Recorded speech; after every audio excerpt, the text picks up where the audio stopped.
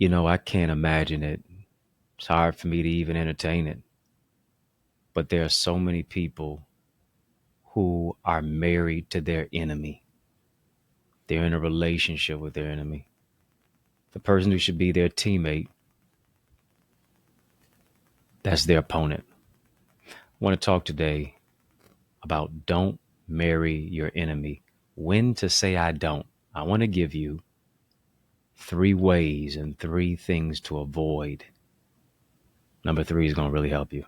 Once you stick and stay, whole lot is on the way on In the Mix.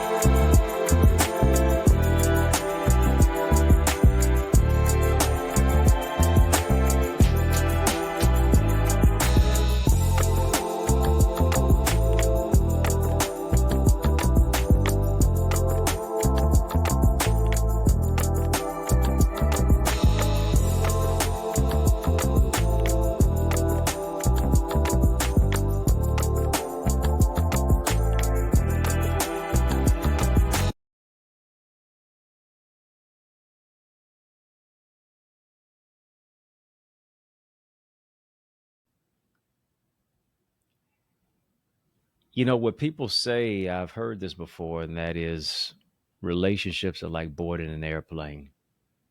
Too much baggage is going to cost you. And the question becomes who's on your flight? Who has more baggage than the flight will allow? Who's weighing you down? What's weighing you down? Do you have someone on your flight who literally is hijacking it? Yeah, hijacking your joy and your peace and your increase, your dreams, your love, your value, who you thought would bring victory, but you found out that they're an enemy. And, we always hear a lot about say I do, and some people ask you questions such as, when you going to get married? As if you're unemployed looking for a job. Remember some years ago, Tyler Perry had a movie, Why Did I Get Married? Now, maybe the consensus is for a lot of people, as we're looking at the landscape of relationships today, maybe the question is, why would I get married? And some people have already done this. They've already married their enemy. They're in a relationship with their enemy. They're engaged to their enemy.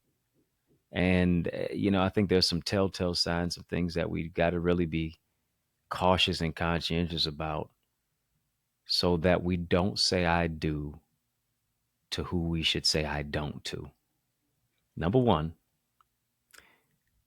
you have to do this. You you got to do this. Listen, you got to do this. Number one, you got to friend zone them. You have to friend zone them. See, isn't it interesting that people find themselves in a relationship or they'll find themselves in a marriage and whoever they're in that relationship, their marriage with, they're not even a friend. That person isn't even their friend. It was a romantic connection. It was, googly eyed and you head over heels for the particular person, but y'all don't even have a friendship. And these days it's gotten so bad. We've created the word friend zone to be somewhat of a cuss word. Friend zone is a bad terminology. Right? Friend zone means, oh no, I don't like you, you bruh, you sis, and all that other stuff. No, friend zoning gives you an opportunity to formulate a friendship before you try to be in a relationship, much less jump the broom with somebody. Friend zoning allows you to slow things down. Here's the thing, so many people are in a hurry, going nowhere. So many people are in a hurry to marry their enemy. They didn't realize they were an enemy because they didn't allow themselves to go through the seasons with people. They didn't allow themselves to go through the ups and downs And the person or the people, both of them were in such a hurry that they couldn't even see the red flags. They saw the red lipstick. They didn't see the red flags. They saw the red roses. They didn't see the red flags. I heard a couple of stories recently about people who called off engagements. And they called off engagements because one particular person was trying so hard to fast track it into marriage. Heard these stories, and I kind of came to the consensus and said, you know what? They were trying to fast track into marriage because they didn't want you to see the red flags. Both individuals said that's absolutely correct. They didn't want them to see the red flags, and they figured that if they can get into their marriage very, very quickly, they wouldn't be able to see who that person really was. Allow yourself to go through the seasons with people. If people are turned off by that, you got to put your antennas up. It's a red flag to not go through the seasons to see if there are red flags. Because too many of us, we're avoiding red flags and we're trying to turn red flags into green ones. Here's what we're doing. On green lights, we're stopping. On red lights, we're speeding.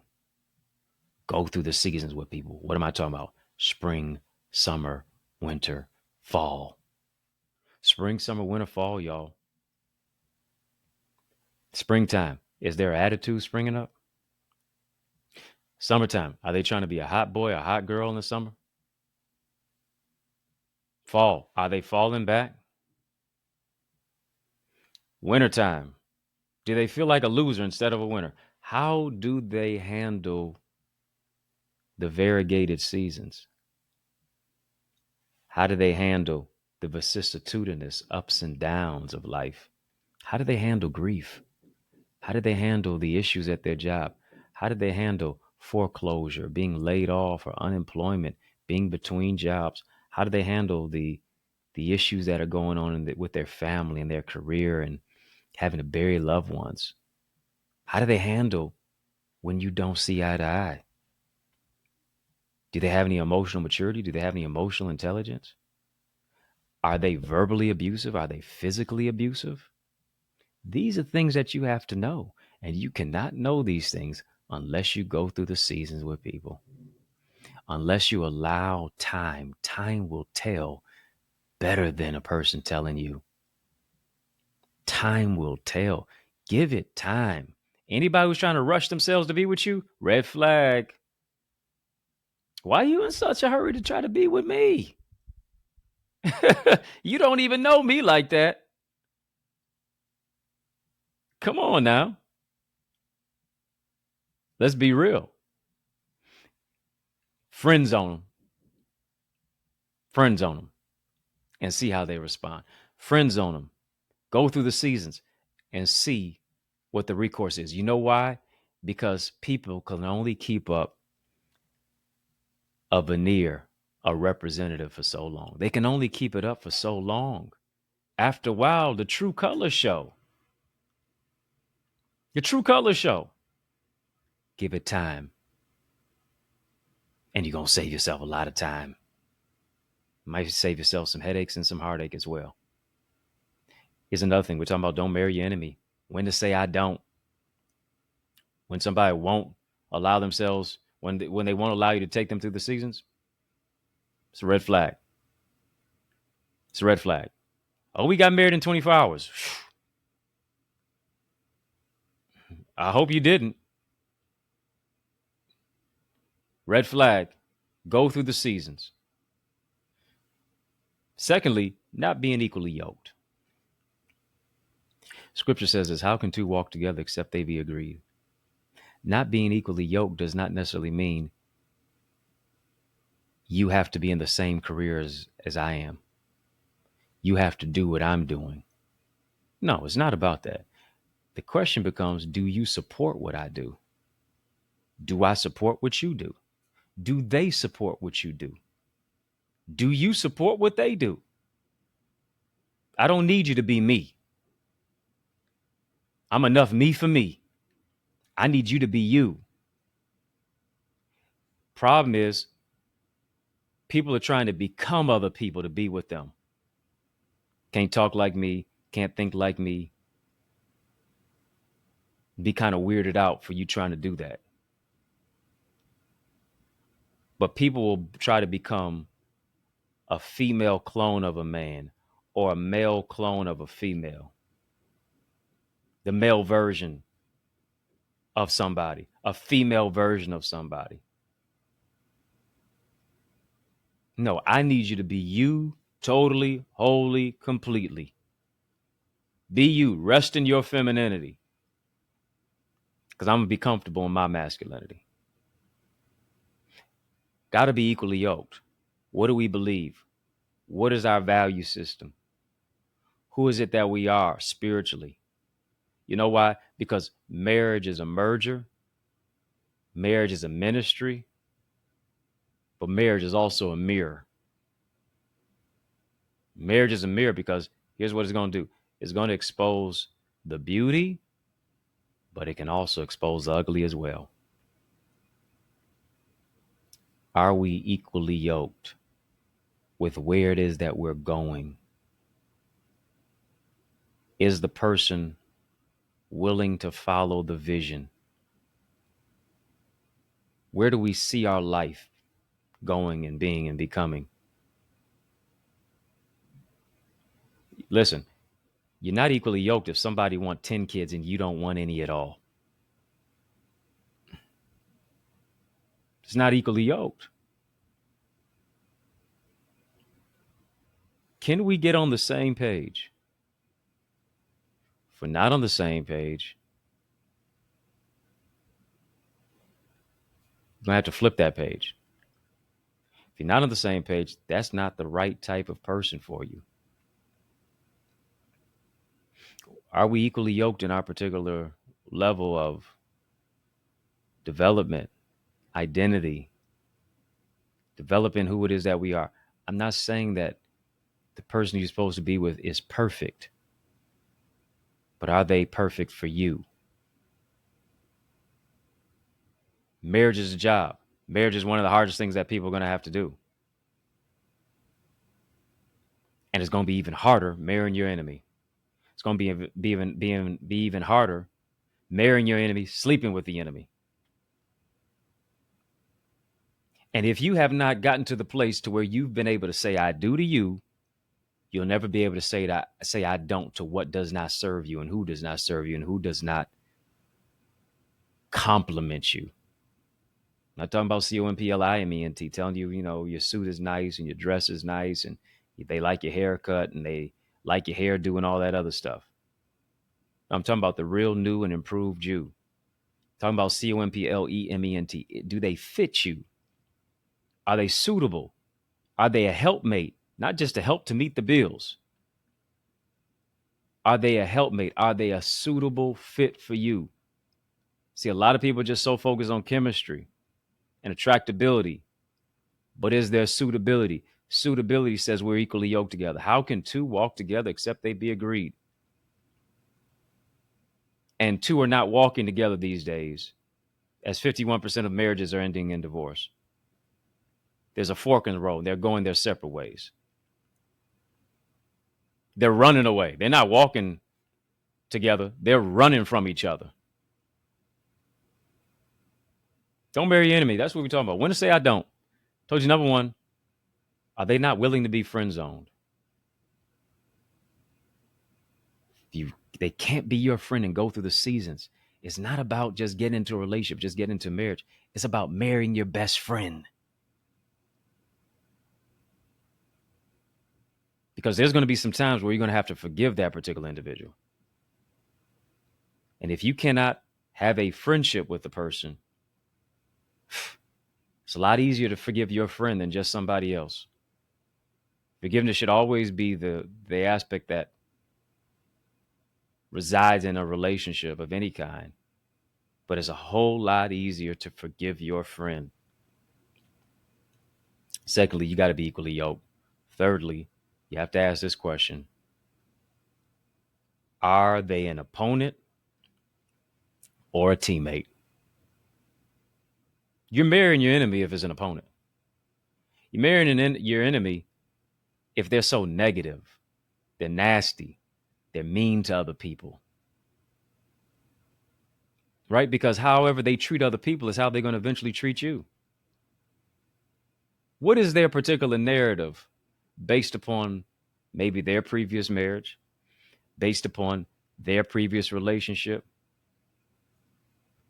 Did they make themselves out to be a victim when they know that they were the one who was victimizing the other spouse, victimizing their spouse? Did they make themselves out to be a victim, but the other person decided to say, you know what, I'm just going to hold my peace while that other person just runs wild with a negative narrative? How did they handle coming out of past relationships? Was it always about what somebody else did? This person did that to me. This person said that to me. What about their own aspect? What did they do? What are they responsible for? Or are they always trying to protect their image, but they never got into a place of maturity to look themselves in the mirror, look themselves in the eye, and say, you know what? They were wrong for this. They could do this better. That's real maturity. That's emotional development. That's emotional intelligence. That's now dealing with the scars and the hemorrhaging wounds, turning those wounds into wisdom, healing from what you've been dealing with. But you cannot fight what you refuse to face. Can't fight what you refuse to face. And so as a result of it, now you take all your scars and all your war wounds, and now you bleed on other people who didn't cut you. So you just monkey branch from relationship to relationship. This person, that person, this marriage to that marriage, thinking that this marriage is going to heal the previous marriage, or this relationship is going to heal the previous relationship, or now you're proving to the past person how it is that you're better now because you got a new person. You're an opponent to yourself.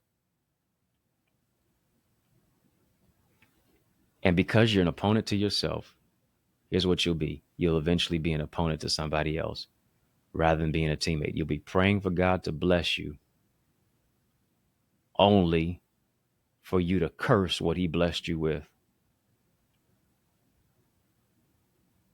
Here's one of the things that I realized, and that is when you don't take the time to heal, when you don't take the time to be alone and not lonely, when you don't take the time to enjoy your own company, you'll find yourself into something that you'll be trying to pray yourself out of.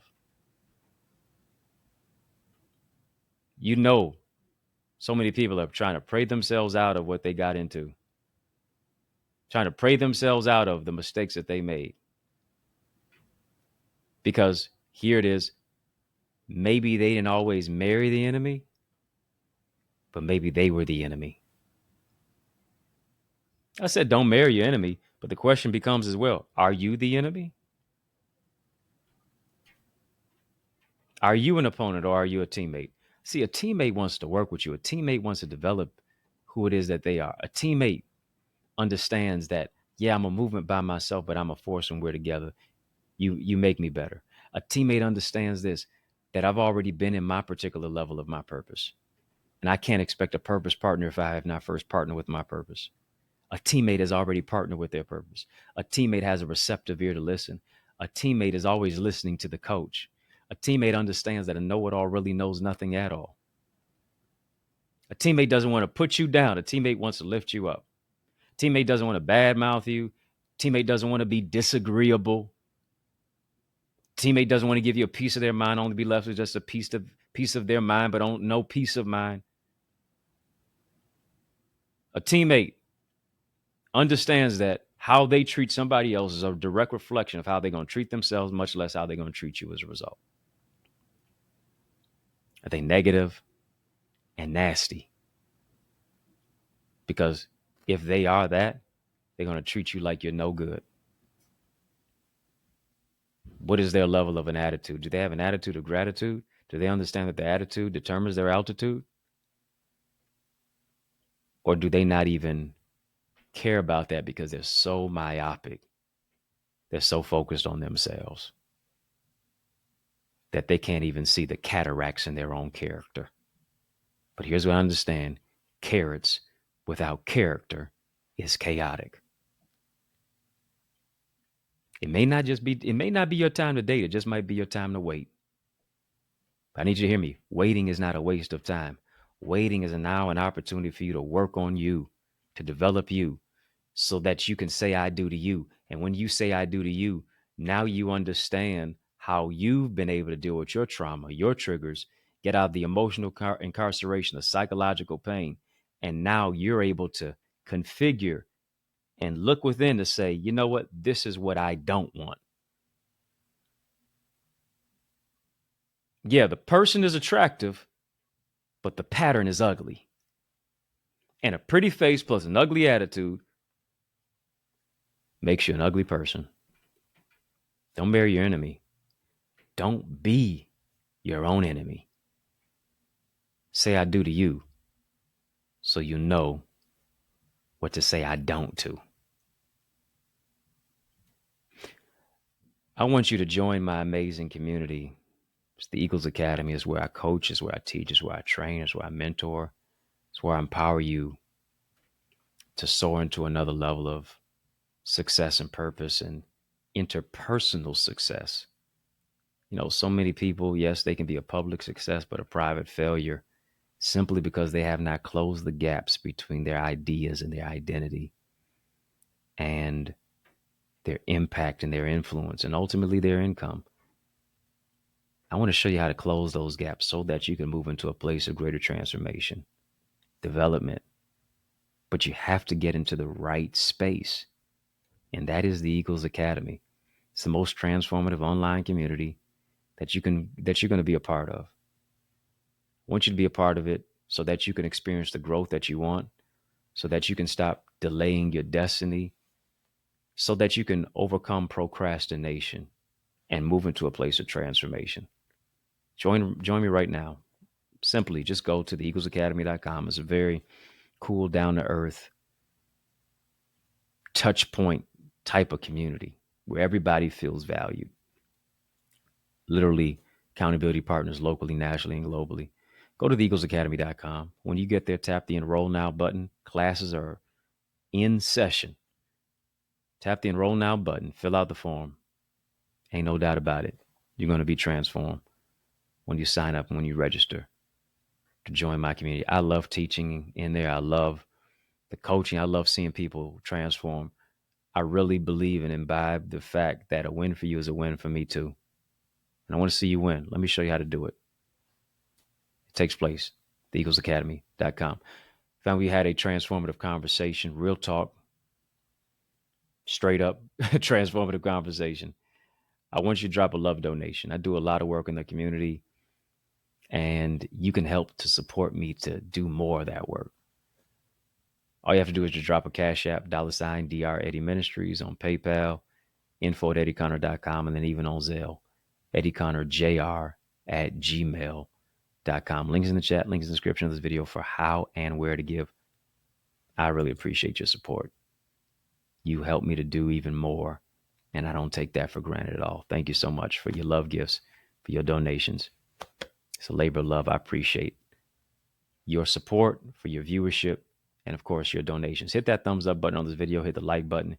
Hit the subscribe button. I've been growing your greatness. Help me to grow our channel. Yeah, this is our channel. I just happen to be the host, but this is our channel.